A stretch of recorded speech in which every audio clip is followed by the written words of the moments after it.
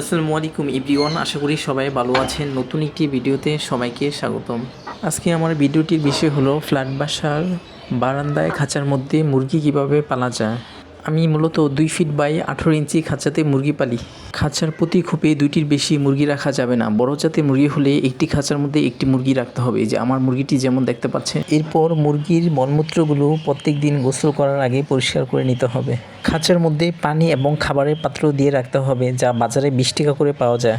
মুরগিকে সকালে শুকনো জাতীয় চাল, ধান, গম দিতে হবে। দুপুরে ভাত বা শাকসবজি দিয়ে মেখে দেওয়া যেতে পারে এবং সন্ধ্যার আগে কিছু খাবার দিতে হবে। খাঁচায় পালা মুরগির যেহেতু ক্যালসিয়ামের অনেক ঘাটতি দেখা যায়, তাই মুরগিকে ডিমের খোসা শুকিয়ে গুঁড়ো করে এবং বিভিন্ন ধরনের শাকসবজি কেটে দিতে হবে।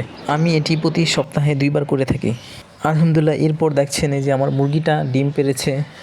বেশ বড় জাতের দেশি মুরগি, তার জন্য ডিমটাও অনেক বড়। ডিমটাতে ময়লা লেগেছে। এই যে গরমের সময় মুরগি ডিম দেয়া কমিয়ে দেয়, তখন 1 দিন বা 2 দিন পর পর মুরগি ডিম দেয়। তখন আমি মুরগিকে সবুজ শাকসবজি কেটে দিই এবং মুরগিকে গোসল করিয়ে দিই। এভাবে মুরগির যত্ন নিলে এরা সুস্থ থাকে এবং রোগবালাই হয় না।